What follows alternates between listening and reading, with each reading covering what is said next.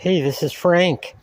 This is a engine and transmission that have come out of a Lexus RX300, which is up here. Previously, I've shown the process of dropping the engine and transmission together. In this video, I'm just going to give some quick tips.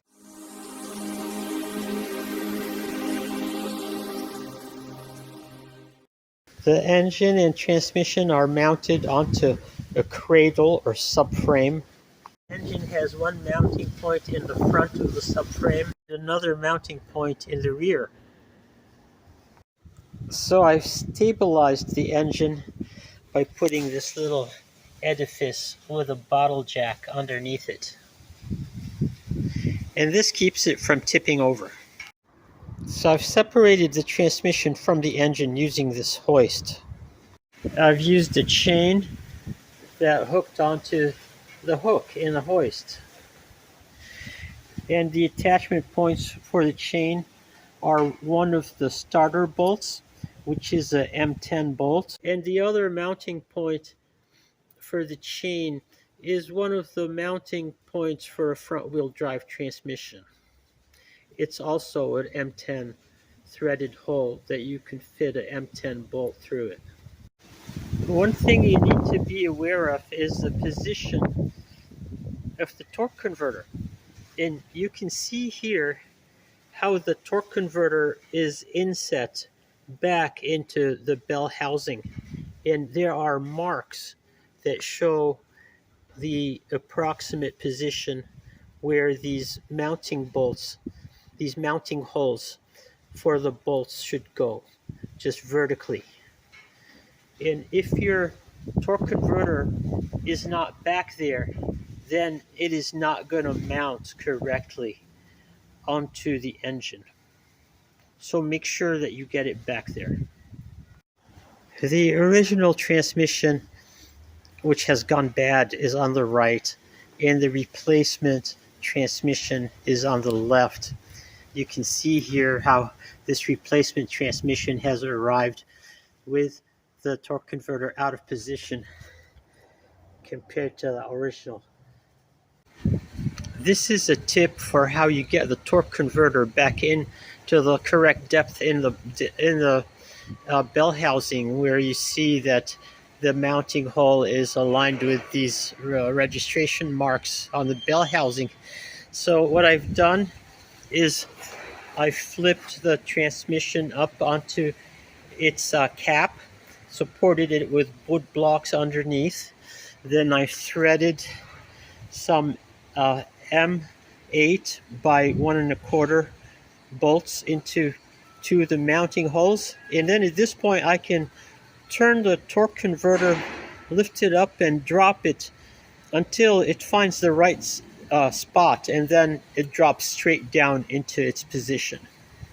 Getting the torque converter where it belongs is just half the battle. Once you get it there, you have to keep it there. So I just use a random bracket that I bolt in to the bell housing flange, and this keeps the torque converter from going anywhere. Another issue with the replacement transmission that you can see here is it is not quite the right transmission. The transmission on the left, which is the replacement, has the mounting arrangement for a Highlander. And you can see that by the position of this mounting point.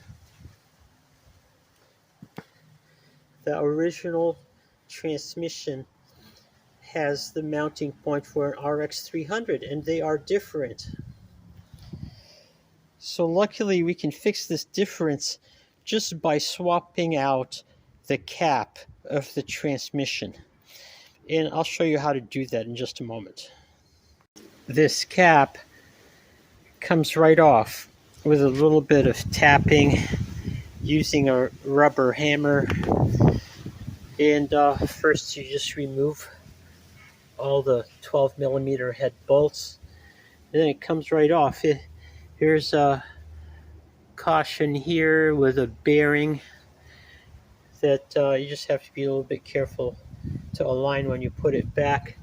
As well as doing that, the flange has to be cleaned off completely on both sides and then resealed with RTV. And the thickness of the bead is specified as 1.2 millimeters. And I'll include excerpts of the factory service manual for doing this.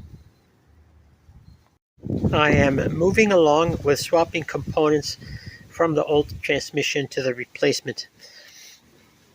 I had to switch, literally, swap the neutral safety switch, because the neutral safety switch that came with the replacement transmission was not compatible with the harness, would not plug in. I mean, it was obvious that it would not plug in. It's a different shape. So just swapped the neutral safety switch right here. I swapped the dipstick tube because it is a different shape entirely. Swapped the transmission cooler tubes because they are also different shapes. The only real issue that I'm running into is that the cap from the old transmission that has the low position mount for the RX300 is not 100% compatible with the transmission case. This transmission case has a vent tube that feeds into its cap. And this vent tube is probably not really essential. In fact, the old transmission does not have it. However, I'm going to have to plug this hole by threading it and putting a flat top insert in it. That's what I'm going to do. So looking at what this hole does, it mates up with this opening in the cap, which is behind this little cap right here.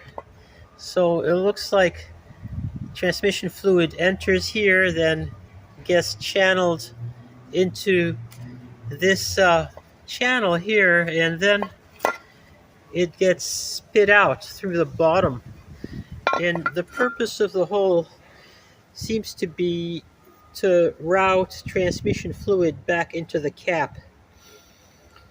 And I'm not sure how crucial this is, because why? Because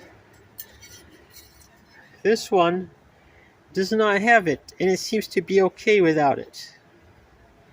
So let's hope that by plugging the hole, we're not causing any major disaster.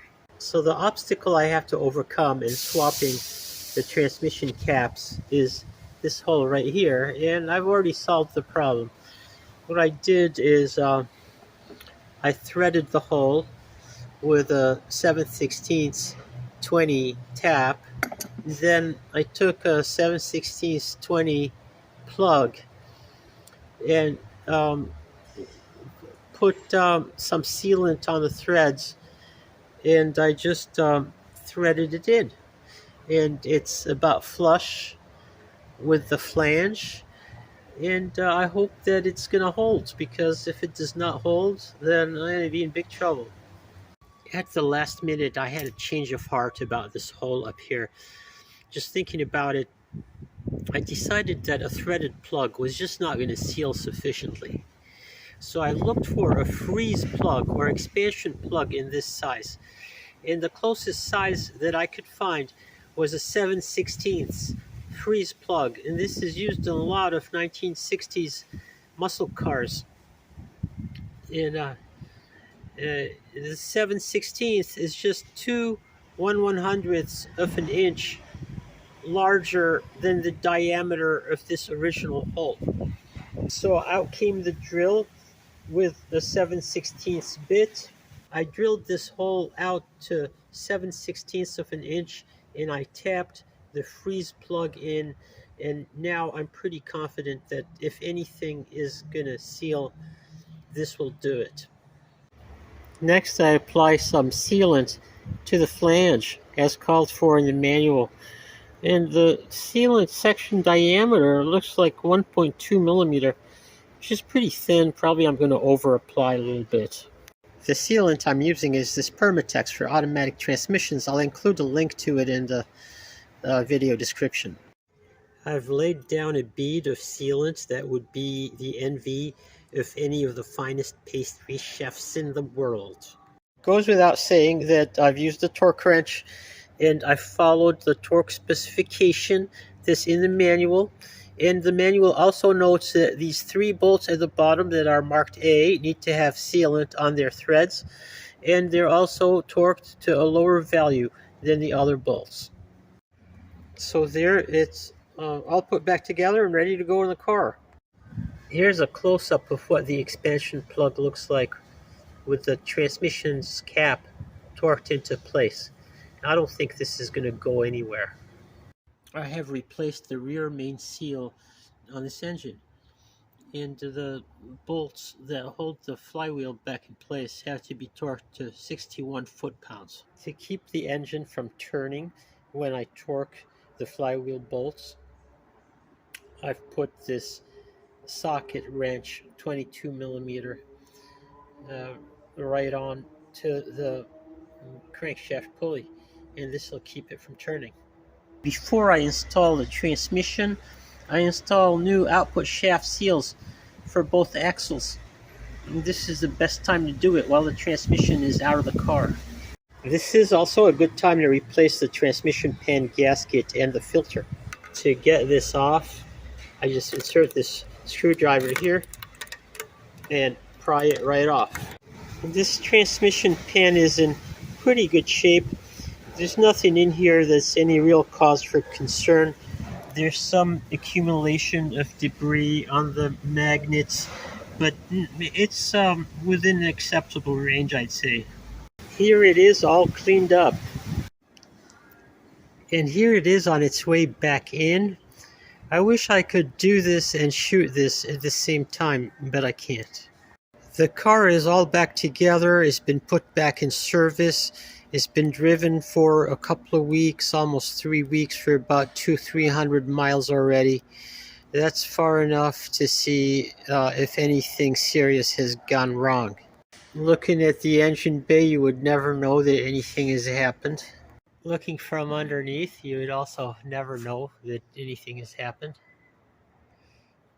Most importantly, looking in from the wheel well, where the cap of the transmission was replaced, you would never suspect anything, and there are no leaks. The car runs and drives beautifully, and the transmission performs perfectly in all of the shifts. So at a cost of $1,200 for the transmission, plus materials and labors added on to that, it was well worth it for this very well maintained car. We hope it continues to run well for years to come. I hope you enjoyed this video, and thank you for watching.